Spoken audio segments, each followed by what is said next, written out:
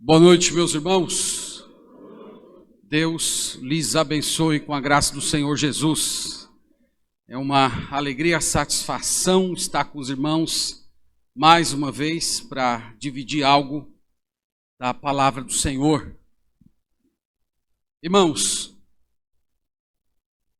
antes da pregação da palavra, eu pedi ao pastor Edson a oportunidade de compartilhar com os irmãos um breve testemunho dos últimos acontecimentos que Deus realizou na nossa comunidade. Com esse testemunho, eu espero honrar o nome do Senhor Deus, antes de tudo, e também trazer uma palavra de estímulo para os irmãos que estão labutando com igrejas e com dificuldades.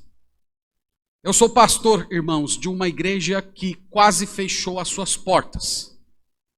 Ela foi fundada, o início do seu trabalho se deu na década de 70, mais especificamente no ano de 76, na residência, do missionário saudoso Ricardo Buck. E a igreja foi fundada em 1986 e ela era uma igreja muito vibrante. O Senhor chamou um povo naquele bairro da Pituba, em Salvador, e os mais antigos sempre se referem àqueles primeiros anos como os anos dourados da igreja. Era uma época de muito fervor, alegria, conversões, crescimento espiritual. Mas ao longo dos anos a igreja foi passando por diversas dificuldades. E a cada renovação pastoral, com poucas exceções, a igreja ia decrescendo cada vez mais.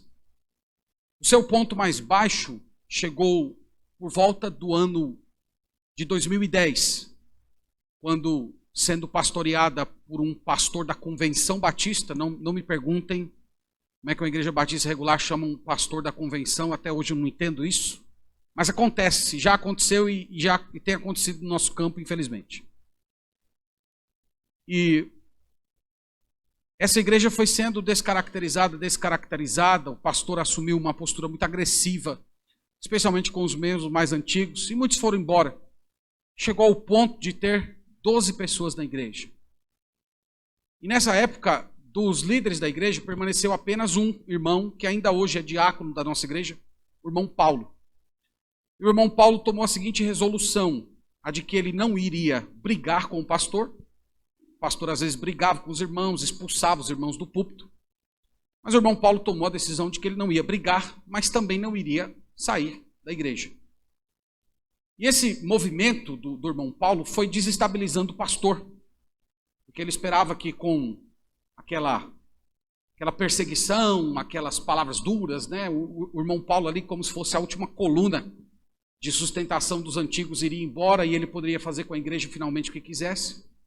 Mas aquela postura serena do irmão Paulo foi desestabilizando o pastor, até que esse grupo de 12 irmãos se reuniu e pediu que o irmão Paulo liderasse uma assembleia na igreja para que eles pudessem ter uma conversa sobre o ministério do pastor.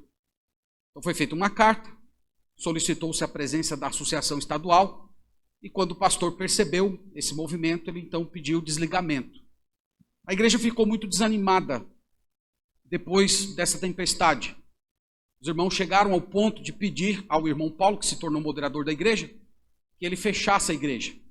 Eles argumentavam que estavam muito tristes, muito enfraquecidos, muito abalados com tudo que enfrentaram. Então a melhor coisa seria entregar o prédio para quem fosse de direito e eles seguirem para alguma igreja para serem pastoreados. Mas o irmão Paulo decidiu não fechar a igreja. Ele disse que ia manter os cultos, abrir a igreja semanalmente para que se adorassem ao Senhor ali. E os irmãos disseram, mas nós não temos condições de sustentar a igreja. Ele disse, eu vou pagar as contas do meu bolso, mas a igreja vai continuar funcionando. E nisso, Deus começou a operar na igreja. Eles começaram a fazer vigílias de oração toda sexta-feira, pedindo que Deus mandasse um pastor para eles. E algumas pessoas se converteram, alguns antigos voltaram, e em 2011, final de 2011, eu estava em Salvador, pregando na igreja de Stella Maris. E eu estava com a agenda livre domingo de manhã, e apareceu uma oportunidade para pregar na Pituba. E eu fui lá apenas para ocupar um espaço que estava vago. Eu não fui lá convidado, eu não fui lá como conferencista e muito menos como candidato. Eu fui apenas pregar. Para resumir essa história, que ela é um pouco longa, eu saí de lá com um convite. Eu fui pregar domingo de manhã e quando terminou a diretoria veio falar comigo dizendo, olha, nós estamos orando por um pastor, fazemos vigília de oração toda sexta-feira e nós temos convicção que você vai ser o nosso pastor. Isso aconteceu em novembro de 2011. Em janeiro de 2012, eu já estava em Salvador com a minha mudança, 2 meses depois. Foi um movimento muito rápido. E a nossa igreja, ela fica num bairro classe média. E era uma igreja, na sua vista, muito feinha. Era uma igreja muito feia, dava pena. Porque ela fica numa rua que tem muitas lojas imponentes, cafés, com arquitetura muito bela, e ficava a nossa igreja lá. De vez em quando passava alguém e dizia, aí é uma igreja mesmo? Isso aí parece que é um lugar abandonado, uma coisa assim. E nós começamos a fazer os cultos com esses 22 irmãos. E era uma época, irmãos, muito boa, era uma época de muito fervor. Parecia que Deus estava visitando a gente com um despertamento espiritual. Naquele ano, chegaram algumas pessoas novas na igreja, nós tivemos conversão, batizamos 14 pessoas na igreja aquele ano, uma coisa que a igreja não via há muitos anos, um batismo acontecendo. E ano após ano iam chegando pessoas. Lá não tem como fazer evangelismo como normalmente fazemos em igrejas de bairro ou a igreja de interior, de você ir na casa das pessoas, entregar um folheto, porque lá o bairro é todo de prédios. Então não tem como você abordar as pessoas. Mas de frente à igreja tem uma praça, as pessoas fazem caminhada nessa praça e elas iam simplesmente entrando, eu posso assistir o culto, assistindo o culto e ficando. E Deus foi chamando algumas pessoas, Por volta do ano de 2015, um dos nossos irmãos teve a ideia de começar a gravar as pregações da igreja e postá-las no YouTube. No primeiro momento eu resisti, eu não gostei muito da ideia, eu falei, eu sou meio tímido, esse negócio de câmera, né? Tem uma câmera ali me filmando, e outra coisa, na internet já está muito saturada, na internet tem Nicodemos, tem Hernandes Dias Lopes, tem Marcos Granconato, eu não tenho nada para falar entre esses leões aí da teologia, da pregação. Mas naquela época uma irmã da nossa igreja se mudou para a Alemanha. E ela vivia pedindo, pelo amor de Deus, que gravasse pelo menos o áudio da pregação, porque lá ela estava sem ter onde congregar com qualidade. Então o irmão comprou a câmera e começou-se a gravar apenas as pregações. E interessante, irmãos, que o canal da igreja não tinha muitas visualizações, as pregações mais vistas tinham 300 visualizações, 200, mas o normal era 50, 20, 30.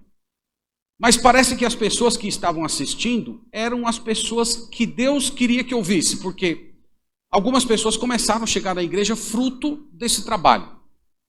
Olha, nós já assistimos aí na igreja, nós já estamos acompanhando as pregações e nós queremos nos tornar membros. Então queremos só nos submeter ao processo discipulado, como é que funciona. E naquele primeiro ano, nós recebemos 40 pessoas na igreja, só desse trabalho de postar as pregações na internet. E isso continuou ocorrendo, ano após ano, o Senhor somando conversões, pessoas novas chegando. Quando foi em 2019, nós já não tínhamos mais espaço para os irmãos sentarem, nós já estávamos com uma membresia de aproximadamente 130 pessoas. E a nossa igreja lá é um espaço pequeno, nós não temos espaço para crescer. É um bairro muito concorrido. E aí nós resolvemos entrar numa espécie de uma campanha e também enxugar as contas da igreja para a gente construir um pequeno mezanino, uma galeria, uns 90 lugares a gente ganhar. Já iria desafogar a gente. E aí nós passamos o ano de 2019 todo fazendo aquele sacrifício, fechando as contas, os ministérios da igreja, tudo reivindicando, estava tendo quase uma rebelião contra a minha pessoa na igreja, os ministérios precisando de dinheiro para trabalhar e eu segurando as contas da igreja junto com a tesoureira. No final daquele ano, nós conseguimos economizar R$ 75 mil, que era o valor exato para a construção do nosso mezanino. Fiz a assembleia na igreja, apresentei o projeto, a igreja aprovou, e eu adiantei para os irmãos que nós íamos fazer alguma coisa também na frente da igreja, porque a frente da igreja era uma tristeza muito grande. E eu disse para os irmãos, provavelmente vai ficar no reboco, vai ficar com um tapume aí na frente, e nós vamos fazendo à medida que dá. E todo mundo aprovou e continuamos. Quando foi em fevereiro de 2020, nós começamos a obra. A obra começou na segunda-feira, na terça-feira, decreto de lockdown. Imediatamente os preços de materiais de construção dispararam. E não sei como é que foi aqui, mas no nosso caso, nós ficamos sendo muito policiados pelas pessoas, pelo poder público. Foi uma época muito difícil para a gente. E naquele momento a gente se viu na obrigação de nos lançar à internet de vez, começar a fazer transmissões online para alimentar os irmãos muitos depressivos, sem ter contato com a palavra, sem ter contato com a família. Então, às vezes aquela live que a igreja fazia era o único alimento que a pessoa tinha e era também o único momento de interação social, né? Eu acho que muitos de vocês passaram por isso durante esse período. Então nós começamos a fazer, só que o nosso equipamento era todo equipamento antigo, analógico, nós tínhamos muitas limitações. O que ocorreu foi que mais ou menos um mês depois que nós estávamos fazendo esse trabalho, todo o nosso equipamento queimou, da mesa de som ao microfone. Eu falei, meu Deus, só pode ser o diabo que enterrou alguma coisa nessa igreja, não é possível. Que dificuldade. E nós... Naquela época, os equipamentos de som, de imagem, também dispararam no preço, porque todo mundo estava com o negócio de fazer live. Então, vocês sabem, o preço inflacionou demais. E nós, irmãos, fizemos um investimento alto para compor todos os equipamentos para a gente ter condição de fazer a transmissão online. Só que nós gastamos, nesse processo, aproximadamente R$ 70 mil. Isto é, o dinheiro da reforma foi embora. E aí os irmãos da igreja começaram a me ligar. Pastor, segura, pastor, a reforma. Não continua, pastor, não continua. O senhor tem filho pequeno, você está com 2 filhos que acabou de nascer, a igreja vai passar problema financeiro, o senhor vai ser o primeiro prejudicado.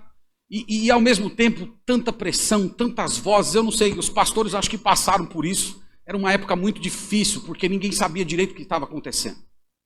Mas nós continuamos a reforma e continuamos a transmissão. Cerca de 2 meses depois, uma pessoa que até hoje eu não conheço, eu chamo ele de Anjo, ele estava assistindo um culto da nossa igreja. Ele é um crente brasileiro que mora nos Estados Unidos. E ele estava assistindo ao culto da nossa igreja. E na hora do culto, na hora dos avisos, eu pedia para filmar a obra, né? Isso virou até uma brincadeira na igreja na época. Tinha uns buracos enormes, assim, que estavam fazendo a sapata do mezanino, uns buracos enormes. Eu mandava um menino pular lá dentro. Pula aí, menino, aí dentro, para os irmãos verem como está fundo, o buraco está chegando na China. E isso virou uma brincadeira na igreja. E esse irmão estava assistindo, e ele entrou em contato com a igreja dizendo que queria fazer uma oferta para ajudar na igreja, na reforma da igreja. E ele fez uma oferta de 70 mil.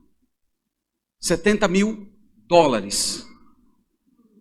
Então, quando eu vi aquele valor caindo na conta da igreja, eu me comuniquei com a liderança e falei, agora nós não vamos fazer só o mesmo, não, nós vamos fazer a igreja toda, nós vamos derrubar essa igreja toda, e nós vamos construir do chão até o teto, nós vamos fazer tudo.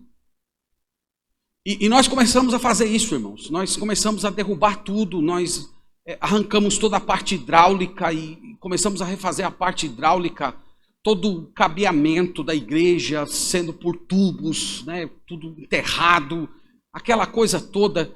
E foi nessa época apareceu também o que eu gosto de chamar hoje de uma pequena igreja pela internet. Algumas pessoas começaram a assistir o canal, as nossas transmissões, e eles começaram a entrar em contato com a igreja, dizendo, olha, nós estamos assistindo os cultos e nós já escolhemos essa igreja como sendo a nossa igreja. Nós só vamos esperar aí a reforma terminar, os cultos voltarem presencialmente, mas nós já escolhemos essa igreja como a nossa igreja e nós já queremos começar a dar o dízimo. E essas pessoas começaram a dar o dízimo. Então a entrada da igreja dobrou. mais ou menos num período de 6 meses, as entradas da igreja dobraram. E todo esse valor estava sendo vertido para a reforma, E foi uma época muito estranha, todo mundo sabe disso. Momentos em que eu tinha muita fé e momentos que eu não tinha fé nenhuma. Eu lembro que teve um domingo à noite que ficou marcado, os cultos, teve uma época que estava sendo feito no meu gabinete, e a turma toda foi embora, e eu fiquei sozinho lá, estava meio desolado. Entrei assim, fiquei em pé no meio da igreja, eu olhei para o teto, e não tinha teto, eu vi a lua, né? Só as 4 paredes da igreja estavam, e eu olhando a lua, meu Deus, eu derrubei essa igreja toda. O que é que vai ser agora, meu Deus do céu? O que é que vai ser? Mas Deus foi, irmãos, suprindo. Vários irmãos da igreja começaram a ofertar. Irmãos pobres, irmãos assalariados. Imagina, por exemplo, um irmão que ganha 3 mil reais e chega lá e dá uma oferta de 5 mil. Isso aconteceu muitas vezes. Os irmãos ofertando, os irmãos entregando liberalmente. E a reforma foi caminhando. Nessa época aproximou-se uma arquiteta muito capaz, que praticamente deu uma outra conotação à reforma. Foi ela que organizou a parte de isolamento acústico. Nós tivemos um outro profissional que fez todo o teto da igreja acústico, com iluminação profissional. Tudo acontecendo, irmãos, da forma mais maravilhosa possível. Quando foi no mês de dezembro, nós então reinauguramos a igreja. E foi quando eu comecei a conhecer esses 100 irmãos, porque essa igreja da internet eram aproximadamente 100 pessoas. E essas pessoas, então, eu fui conhecendo cada uma delas e fazendo discipulado e incorporando essas pessoas à igreja do Senhor. Quando nós reinauguramos a igreja, a reforma já estava desatualizada. O número de cadeiras que nós temos hoje para os irmãos sentarem, no término da reforma, já era menor do que a membresia que nós tínhamos na igreja. E nesses últimos anos, irmãos, tem sido assim desde então. Nós estamos agora, eu recebi agora, recentemente, o número de pessoas que solicitaram membresia na igreja.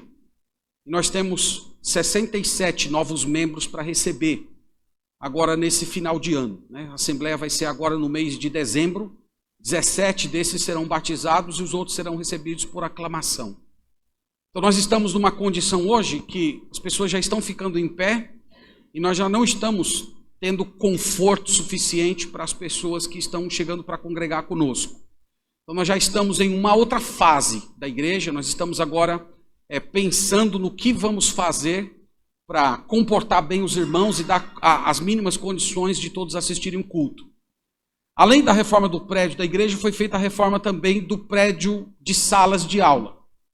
Foi feito um andar inteiro para o departamento infantil da igreja, que ficou simplesmente belo. Tudo feito por arquiteto, com até os banheiros, são coisas lindas. Salas novas, construções, ampliações. Esse trabalho, ele foi mais de R$1 milhão, todo esse trabalho. Só para os irmãos saberem de uma coisa, quando chegou no final da reforma do prédio da igreja, a tesoureira apresentou as contas da igreja, e o total que foi investido, naquela época, só no prédio de culto, foi R$850 mil aproximadamente. 350 mil foi da oferta que nós recebemos, e os outros 500 mil foi dos próprios membros da igreja. Foi dos irmãos que doaram e foram dos irmãos que abençoaram a igreja com a dádiva dos trabalhos deles. Então nós estamos hoje nessa condição. Peço aos irmãos que orem por nós. Nós estamos numa fase de tentar encontrar soluções. Eu ainda não sei direito o que vou fazer nessa conjuntura. Alguns falam da gente tirar uma parte da igreja e fundar uma outra igreja. Outros falam da gente sair de onde nós estamos e procurar um outro prédio. Outros falam da gente orar para a vizinha quebrar, o estabelecimento quebrar e a gente comprar. Não é brincadeira, isso é brincadeira. Mas o fato é que nós necessitamos muito da orientação do Senhor. Irmãos, esse testemunho, eu queria deixar absolutamente claro que ele é exclusivamente para honrar o nome do nosso Deus. Eu reconheço que tudo isso é obra da graça do Senhor, que isso não é exaltação do homem, o Senhor que faz esse tipo de coisa. O Senhor que quis derramar graça no nosso meio. E quero também trazer uma palavra para os irmãos, para os pastores, que assim como eu, estiveram lutando com orçamentos apertados, com necessidade de reforma, de ampliação de prédio, de melhoras das condições de culto. Então eu peço a vocês e espero que esse testemunho lhes traga uma palavra de conforto, de motivação, mas peço sobretudo que vocês confiem no poder do nosso Deus, porque Ele é capaz de suprir todas as nossas necessidades e realizar coisas, meus irmãos, que estão para além daquilo que nós podemos imaginar. Então que o nome de Deus seja louvado em todas as coisas. Amém. Agora eu vou pregar, tá bom? Agora eu vou pregar. Mas antes vamos orar ao Senhor. Toda honra, Senhor, e toda glória seja a Ti. E o Senhor é a pessoa mais e única louvada entre nós. E nesse momento, Senhor, que vamos abrir a Tua palavra, nós suplicamos que o Teu Espírito Santo seja o grande professor e mestre dos nossos corações, conduzindo os nossos pensamentos cativos à Sagrada Escritura. Que o Senhor seja honrado através da pregação da Tua palavra e o Teu povo seja ricamente abençoado. Nós pedimos isso no nome do Senhor Jesus. Amém. Eu quero conduzir os irmãos ao texto sagrado de Romanos capítulo 13. Vamos até lá, por favor. Romanos capítulo 13.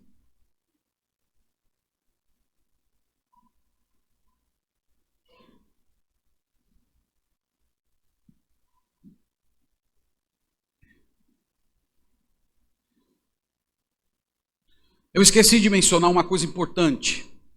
É que uma grande bênção e uma grande dádiva para a nossa igreja nos últimos anos tem sido o Classical Conversation. O Classical Conversation é um sistema de educação domiciliar, onde se oferece um currículo muito bem elaborado do ponto de vista acadêmico, mas visando a educação domiciliar. Os alunos têm um encontro por semana que acontece com um tutor, no caso da nossa igreja, mas os pais são os responsáveis diretos pela educação dos filhos. Irmãos, tem sido uma bênção. O resultado acadêmico das crianças da igreja tem disparado comparado ao ensino público e privado. E os pais, a maioria sem formação acadêmica, pedagógica, eles simplesmente estão amando o método. Tem sido uma bênção.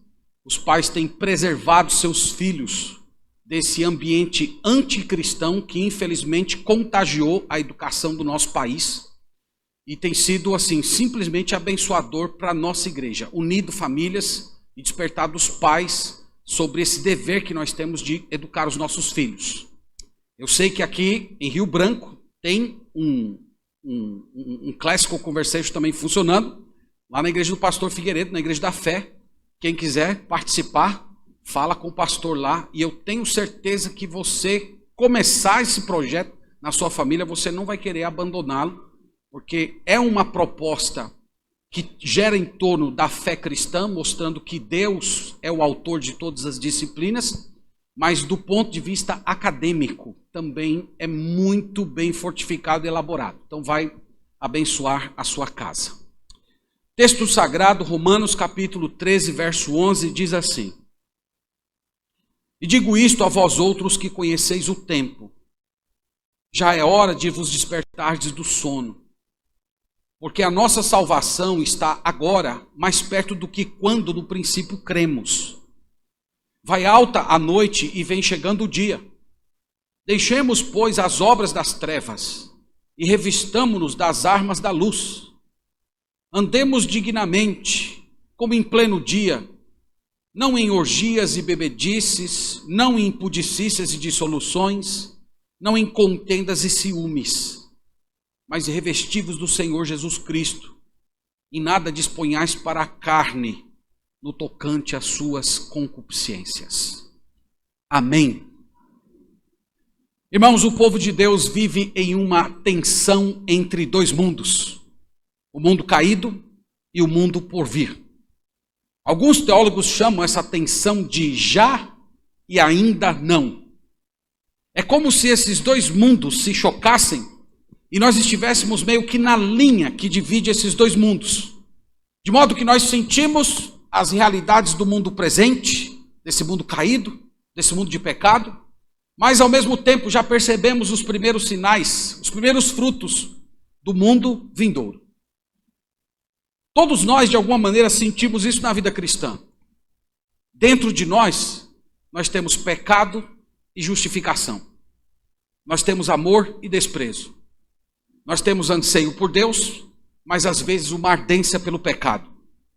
A Bíblia afirma que o diabo já foi derrotado, mas ele ainda nos ronda como um leão. A Bíblia diz que o Senhor Jesus Cristo já venceu a morte e nós ressuscitamos com ele. Mas ao mesmo tempo nós sentimos a vida, muitas vezes escapando pelos dedos. A Bíblia diz que nós temos vida eterna. No entanto, nós ainda morremos. Essa é a tensão que eu estou falando. O já e o ainda não. E por que existe essa tensão? Porque, como eu disse, há uma sobreposição de dois mundos. Com a chegada do Senhor Jesus, o mundo vindouro invadiu o mundo antigo. E o trabalho, meus irmãos, do Espírito Santo hoje é fazer com que nós sintamos os cheiros, os sabores, os primeiros frutos do mundo vindouro, de todas aquelas maravilhosas realidades que um dia vamos experimentar de uma forma plena no novo céus e na nova terra. Então hoje nós vamos considerar um pouco esse assunto e nós vamos ver essa admoestação do apóstolo Paulo de que nós devemos conhecer bem o tempo em que vivemos.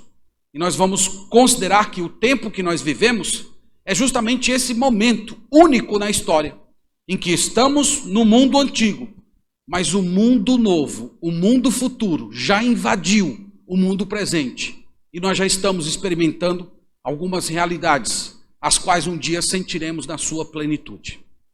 Uma curiosidade a respeito dessa passagem é que ela faz parte da conversão de Agostinho de Hipona. Então ele conta lá na sua biografia, se você não leu ainda a biografia de Santo Agostinho, você precisa ler antes do arrebatamento, tá? É um bom exercício espiritual. Então ele conta lá no seu livro de memórias, que um dia ele estava muito angustiado a respeito de Deus na casa de um amigo, e de repente ele ouviu crianças brincando, e essas crianças diziam: tole lege, toma e lê. E ao lado dele tinha uma Bíblia, ele abriu a Bíblia e caiu justamente nessa passagem que nós acabamos de ler, e ele então se converteu ao Senhor Jesus Cristo e se tornou o maior pai da igreja da era antiga. Dito isso, vamos, irmãos, ao texto bíblico. Veja como Paulo introduz essa sessão. Ele começa dizendo assim: e digo isto a vós outros que conheceis o tempo. Então ele se dirige aos crentes de Roma, de um certo modo elogiando esses irmãos, dizendo: vocês conhecem o tempo, vocês conhecem o momento que nós estamos vivendo. Essa palavra tempo aqui, irmãos, ela traz a ideia de ocasião. Não é um tempo de 24 horas, é uma estação, é um capítulo, é uma temporada. Quando ele usa a palavra tempo aqui, ele está utilizando no sentido de ser o último capítulo da história desse mundo. Então ele está dizendo: vocês conhecem o tempo. Vocês sabem que nós estamos na última era da história humana, nós estamos na última página do livro da história humana que precede a chegada do Senhor Jesus Cristo. Então as etapas mais importantes do plano redentivo foram cumpridas. Deus criou o mundo, Deus permitiu a queda, o Senhor enviou o Salvador, formou a sua igreja, e agora o que falta? Falta apenas a segunda vinda do Senhor Jesus Cristo para consumar todas as coisas. E Paulo está dizendo aos romanos: vocês conhecem esse tempo. Vocês sabem que nós estamos no último capítulo da história humana. No entanto, meus irmãos, esse elogio do apóstolo Paulo vem acompanhado de uma advertência. Veja essa advertência no restante do versículo 11. Ele fala assim: e digo isto a vós outros que conheceis o tempo. Já é hora de vos despertardes do sono. Então, é interessante considerar isso, irmãos. Ele está dizendo mais ou menos o seguinte: vocês sabem o tempo, mas vocês são lentos. Vocês conhecem a ocasião que nós estamos vivendo, mas vocês estão como que adormecidos. Vocês não estão prestando atenção no tempo que estão vivendo. Então, eles sabiam do tempo, mas eles não estavam vivendo conforme essa realidade. Vocês sabem que essa é a grande luta do nosso coração. Nós sabemos o certo, mas nem sempre nós vivemos à altura do conhecimento que temos a respeito do que é certo. Então, Paulo está dizendo isso. Está dizendo, vocês precisam acordar. Nós estamos na última hora desse mundo. É como se ele estivesse dizendo, vocês estão vivendo como se esse mundo fosse durar para sempre. Vocês estão vivendo como se nós não estivéssemos no último capítulo da história. Vocês estão vivendo como se fossem permanecer eternamente aqui. Então, essa, irmãos, é a advertência dele. Ele segue justificando o porquê eles precisavam despertar desse sono. Veja o restante do versículo, continuando a leitura, ele fala, e digo isto a vós outros que conheceis o tempo, já é hora de vos despertardes do sono. Primeira razão, porque a nossa salvação está agora mais perto do que quando no princípio cremos. Então, o primeiro motivo pelo qual eles deveriam, para justificar o fato de que eles precisavam despertar, Paulo diz, a nossa salvação se aproxima. O tempo da nossa redenção está chegando. Os irmãos sabem que a palavra salvação possui 3 aspectos na Bíblia.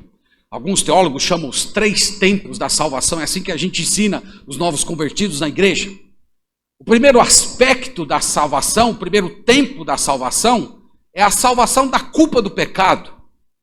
A Bíblia diz que por sermos pecadores, há um veredito de Deus sobre nós. Esse veredito diz, todo pecado gera morte. A alma que pecar, essa morrerá. É um veredito de condenação.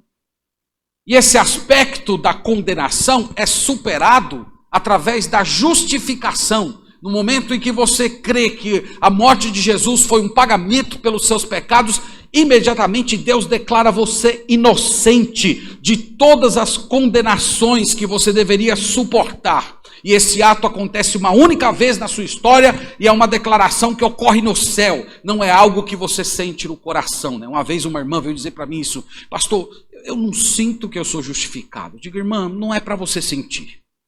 A justificação não é algo que você sente. A justificação é algo que acontece no céu. É um decreto de inocência que Deus dá a você. Se você se sente perdoado ou não se sente é outra coisa. Mas isso não altera aquilo que aconteceu no céu. Esse é o primeiro aspecto. O segundo aspecto é o aspecto do domínio do pecado. É a salvação do domínio do pecado. Isto é, mesmo justificados por Cristo, nós ainda temos uma natureza pecaminosa. Nós carregamos lutas terríveis na nossa alma. E no momento da conversão, o Espírito Santo, então, começa uma obra de transformação, através da qual ele vai nos purificando dos hábitos de pecado. Nós chamamos isso de santificação. Então, enquanto a justificação é um ato, acontece uma única vez e ocorre lá no céu, a santificação é um processo que acontece aqui na terra, especificamente dentro do nosso coração, a vida inteira. O terceiro momento ou aspecto da salvação é a salvação da presença do pecado. A Bíblia diz, irmãos, que na segunda vinda de Cristo, num piscar de olhos, nós receberemos um corpo semelhante ao dele, perfeito, incorruptível, santo, uma só mente. A nossa satisfação em Deus será tão plena, tão maravilhosa, que o pecado simplesmente morrerá para nós de uma vez por todas. A Bíblia chama esse ato de glorificação. E eu quero dizer aos irmãos que é desse aspecto que o apóstolo Paulo está falando. Quando ele diz que a nossa salvação está mais próxima do que quando no princípio cremos, ele está falando que a nossa glorificação está às portas. Nós estamos no último capítulo dessa era de pecado. Muito em breve nós vamos receber um novo corpo. A última etapa da nossa redenção ocorrerá. E Paulo está dizendo, vocês precisam acordar para essa realidade. Vocês precisam despertar do sono. Vocês possuem uma mente letárgica. Vocês não estão percebendo que a nossa salvação está prestes a se completar. Ele continua, irmãos, falando sobre isso no verso 12. É muito bonita essa metáfora que ele usa no verso 12. Ele fala assim, vai alta a noite e vem chegando o dia. Irmãos, noite aqui é uma metáfora para designar um tempo histórico. A noite começou em Gênesis capítulo 3. Ali nós temos as trevas invadindo a criação perfeita do Senhor. E essa estação de trevas, ela é dominante até o tempo do Senhor Jesus. É uma era de pecado, de rebelião, de trevas morais e espirituais. É um momento de rebelião contra o Senhor.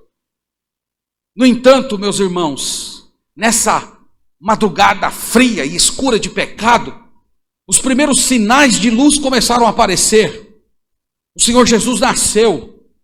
Ele realizou a sua obra na cruz.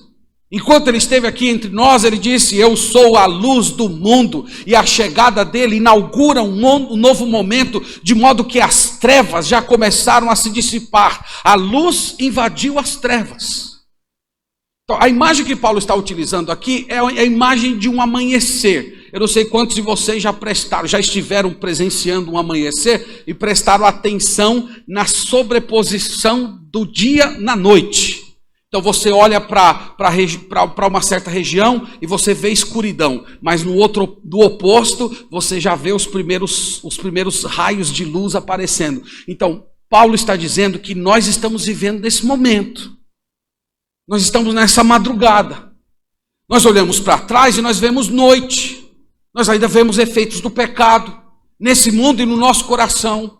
Mas ao mesmo tempo, a luz já raiou, a madrugada já está acabando, os primeiros sinais de luz já estão chegando, a luz invadiu as trevas.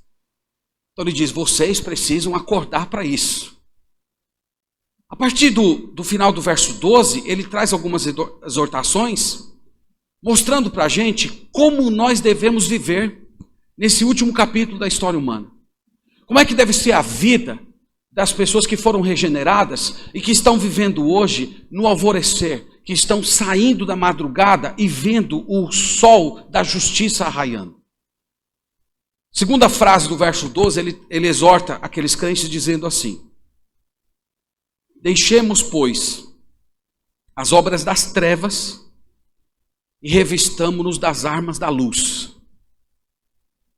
Ele falou, irmãos, sobre a noite. Eu falei para vocês que a noite, ela começa em Gênesis 3 e ela vai até a chegada de Cristo. E essas pessoas que vivem na noite, isto é, essas pessoas que vivem no pecado, essas pessoas que não foram salvas pelo Senhor, elas têm um certo modo de ser. Elas têm um tipo de comportamento: rebeldia, indecência, idolatria, ódio, rancor, vingança, todas as formas de egoísmo, autoexaltação, sensualidade. Paulo está mostrando que os cidadãos da noite, eles possuem um certo caráter, eles possuem um certo conjunto de obras. E o que ele está dizendo aqui é que nós não podemos compactuar com essas obras, porque essas obras pertencem a um mundo que não é o nosso. É o mundo das trevas, é o mundo caído, é o mundo do pecado. Então ele diz: vocês precisam abandonar essas obras. Vocês precisam deixar essas obras das trevas. E fazer o quê? Ele diz: deixemos, pois, as obras das trevas e revistamo-nos das armas da luz. Paulo gosta muito dessa ideia de revestir-se, né? Quem já prestou atenção nos escritos de Paulo, ele gosta muito de usar essa expressão.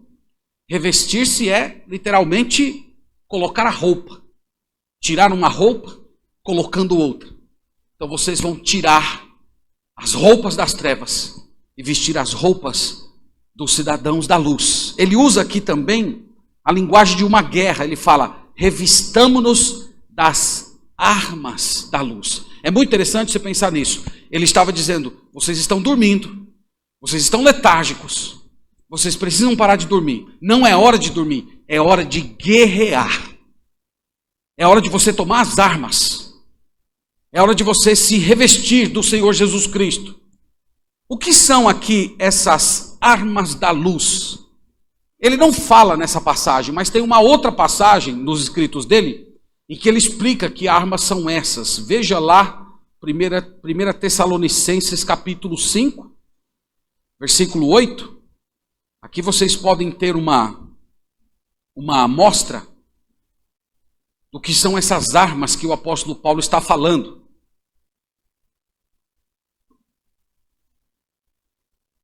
Ele diz assim: nós, porém, que somos do dia, sejamos sóbrios, revestindo-nos da couraça da fé e do amor, e tomando como capacete a esperança da salvação. Então, o que são as armas da luz? 3 palavras: fé, amor e esperança. Então ele diz, vocês precisam dar as costas para todas as obras das trevas, e vocês precisam vestir a roupa do cidadão da luz. Essa roupa inclui fé, amor e esperança.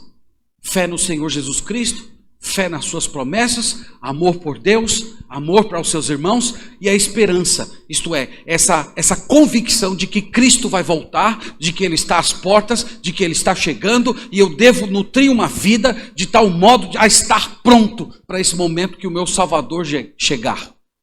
Então não é hora de dormir, diz Paulo, é hora de guerrear. Os irmãos devem se lembrar que o Senhor Jesus, quando estava no Getsêmani, Ele chamou seus discípulos para guerrear com Ele numa noite de oração. E eles não conseguiram. Eles dormiram. Eles estavam fracos. Enquanto Jesus lutava, eles dormiram. Eles permaneceram sonolentos. E quando o inimigo chegou, eles não estavam prontos.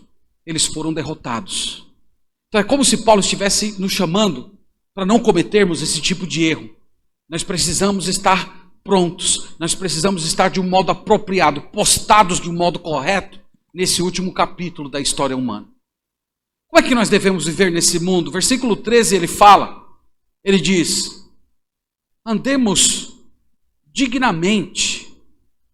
Dignamente ele quer dizer aqui, de um modo apropriado, de um modo conveniente, de um modo que você está à altura do nome que você carrega. E em seguida, irmãos, ele dá uma lista de obras da noite, né? São 3 pares de obras da noite. Ele menciona, em primeiro lugar, orgias e bebedices. Orgias e bebedices eram práticas muito comuns no Império Romano. Havia bacanais em que se misturava embriaguez e idolatria. Então o apóstolo Paulo está dizendo, você é de Deus, você pertence ao Senhor, você não pode ter participação em nenhum tipo de obras das trevas que esteja relacionados à promiscuidade.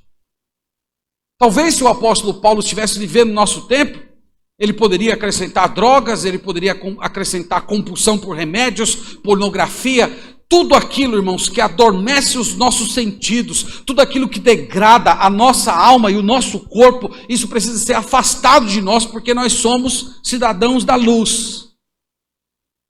O segundo par de obras da noite, ele chama de impudicícias e dissoluções. Aqui são palavras bem gerais. Elas designam tudo que é mal, tudo que é depravado, tudo que é baixo, tudo que é vil, tudo que é inútil. E ele está dizendo, essas obras precisam ser abandonadas de uma vez por todas. Você precisa se revestir das obras da luz. Você tem que tomar a fé, o amor e a esperança e lutar contra essas obras. E no final do verso, ele cita contendas e ciúmes. Viver brigando, disseminando discórdia, cheio de ciúme, ou enciumando por causa de pessoas, de coisas. Paulo está falando, isso tudo são obras das trevas. E ele diz o que temos que fazer. Versículo 14. Essa talvez seja a exortação geral de todo o parágrafo. Ele fala assim, mas revesti-vos do Senhor Jesus Cristo. É muito bela, irmãos, essa frase. O que significa revestir-se de Jesus Cristo? Significa simplesmente, irmãos, que nós temos que tomar para nós o poder do Senhor Jesus. É assim que nós vivemos no último capítulo da história. O Senhor Jesus, quando foi assunto aos céus, ele disse, toda a autoridade me foi dada nos céus e na terra. Todo o poder reside no nosso Salvador. poder, integridade, equilíbrio, mente santa. E ele está dizendo, nós temos que ir até Jesus periodicamente para nos beneficiar de todas essas dádivas. O Senhor Jesus veio a esse mundo, ele venceu o pecado, ele venceu o diabo e ele garantiu que a vitória dele nos pertence. E nós temos que hoje, pela fé, buscar os efeitos dessa vitória na nossa vida. A cura para todos os nossos pecados está em Jesus Cristo. Nós temos que nutrir uma relação com Ele, de intimidade, em oração, leitura das Escrituras, serviço, todos os dias, até que a graça que Ele derrama sobre o nosso coração se sobreponha a todos os nossos pecados. É isso que Ele está dizendo, meus irmãos. E no final do verso Ele diz assim, em nada disponhais para a carne, no tocante às suas concupiscências. Dispor aqui significa planejar. Está falando mais ou menos assim, não fiquem planejando fazer coisas para satisfazer os desejos da carne. Não façam isso. Não vivam de tal maneira que os desejos do corpo de vocês sejam os elementos dominantes, os interesses maiores da vida de vocês. Não façam isso. Então, o que ele está falando aqui, irmãos, é algo muito significativo para a gente. Ele está dizendo não apenas que nós temos que dizer não para o pecado. Ele está dizendo que nós temos que evitar situações nas quais o pecado pode se tornar presente. Então não é só simplesmente dizer não, mas é fugir da aparência do pecado, é não dar chance, é não dar lugar ao pecado. Dito isso, irmãos, exposto o texto, eu quero rapidamente passar para algumas lições que nós podemos aprender dessa passagem. Em primeiro lugar, eu queria me dirigir a você que está aqui, acompanhando essa pregação, e que ainda não entregou a sua vida ao Senhor Jesus Cristo. Esse texto ele tem uma mensagem importante para você. O dia está amanhecendo. Nós estamos no último capítulo da história humana. Você precisa conhecer o tempo que você está vivendo. Não há mais tempo para você ficar adiando a sua entrega a Jesus. Não há mais tempo para você achar que você pode aproveitar a vida um pouco mais antes de você se comprometer com Deus de uma forma verdadeira. É tolice pensar assim. Nós estamos no último capítulo. Os raios de luz já estão brilhando nos rostos do nosso coração. E você precisa se comprometer com o Senhor Jesus Cristo. Você precisa se arrepender dos seus pecados, dar as costas para a sua vida de transgressão e crer no sacrifício de Jesus como sendo o pagamento dos seus pecados. Se você fizer isso, você terá perdão, salvação, mudança de vida. Portanto, creia em Jesus Cristo hoje. Se arrependa dos seus pecados. O Senhor vai transformar você completamente. Você pode fazer isso de onde você estiver agora, elevando seu pensamento para o alto, dizendo, Senhor, eu quero essa transformação. Senhor, eu quero também sentir esses raios do novo mundo brilhando no seu rosto. Se você entregar o seu coração a Jesus, você será salvo. Agora você, que já entregou a vida a Jesus, você conhece o tempo? Você está consciente do momento que nós estamos vivendo? Você já parou para notar que nós estamos numa sobreposição de eras? Que o tempo da noite já está se encerrando? Que nós estamos na última madrugada da história humana? Que não resta mais nada, não resta uma única profecia, não há nenhuma pendência. O próximo evento que nós estamos aguardando é a chegada do nosso Senhor Jesus Cristo. Você conhece esse tempo? Provavelmente você conhece. Mas a pergunta, que de fato é a mais importante, é: isso afeta você? Saber essa verdade muda o seu coração, molda o seu caráter, estabelece um novo modo de viver? Felizmente, irmãos, há muitos crentes que estão dormindo. Há muitos crentes que estão sonolentos para as coisas espirituais. Eu oro para que o Senhor, através da sua palavra, hoje à noite, te acorde, te desperte desse sono. Que você perceba que a luz já está brilhando, que você perceba que é o momento de se revestir da luz, que é o momento de você dar as costas para o pecado e se revestir do Senhor Jesus Cristo, parando de dispor o seu coração para a carne. Meus irmãos, esse mundo está se desintegrando. Ele não tem nada para oferecer para nós. Ele não é eterno. E a nossa salvação está mais perto do que nunca. Então espero que isso desperte o seu coração.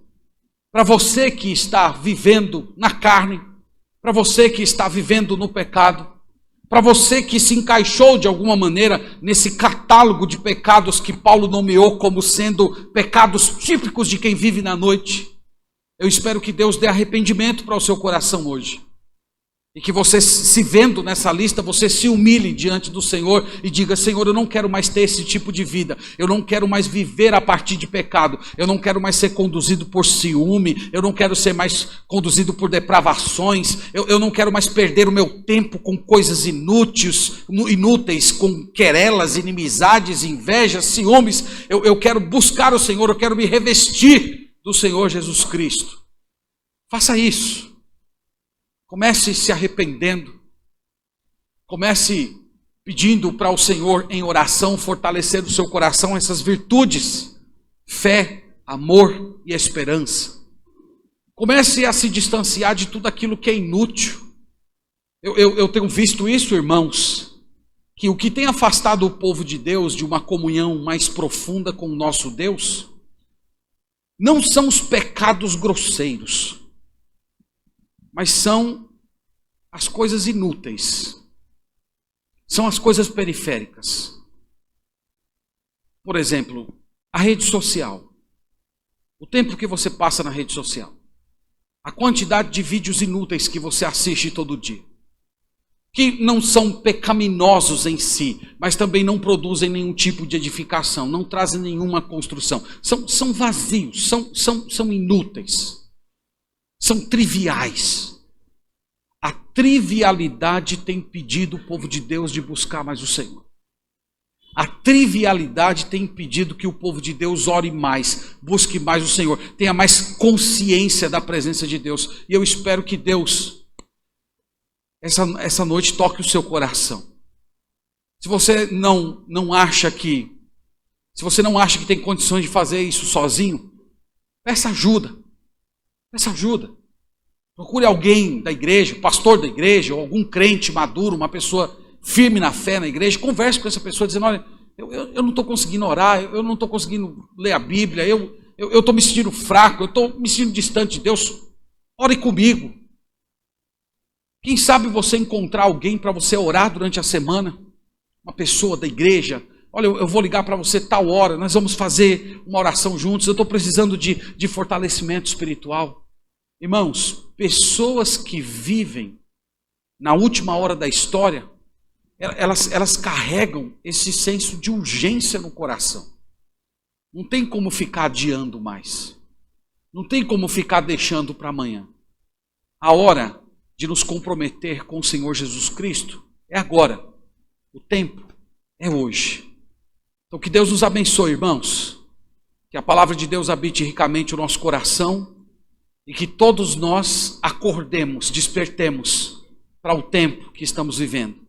A nossa salvação está mais prestes a chegar do que nunca. Quem sabe nós nem vamos terminar essa conferência. Quem sabe o último ato dessa conferência não vai ser na glória. Não há mais nada, irmãos, que está aguardando, que está impedindo esse momento de acontecer. Que Deus nos abençoe. Que o Senhor esteja conosco. Amém. Vamos orar a Deus nesse momento. Pai Santo, obrigado por tua palavra, por esse momento tão edificante, abençoador na companhia desses irmãos. Senhor, nós clamamos para que o Senhor nos acorde, para que pelo Espírito Santo sejamos despertados do sono. Que nós vejamos, Pai, com os olhos da fé, os sinais do novo mundo, os primeiros raios do teu reino. Isso produz em nós, Senhor, um forte senso de urgência, um comprometimento profundo com o Senhor, de querer andar em novidade de vida na tua presença. Eu oro por aqueles que estão fracos, para aqueles que estão desanimados, para aqueles, Senhor, que estão caídos em pecados, para aqueles que estão distraídos com as trivialidades desse mundo.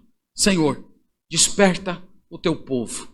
Venha a nós, Senhor. Incomode o nosso coração. Desperta o nosso coração para orar, para buscar a tua face, para viver na tua presença.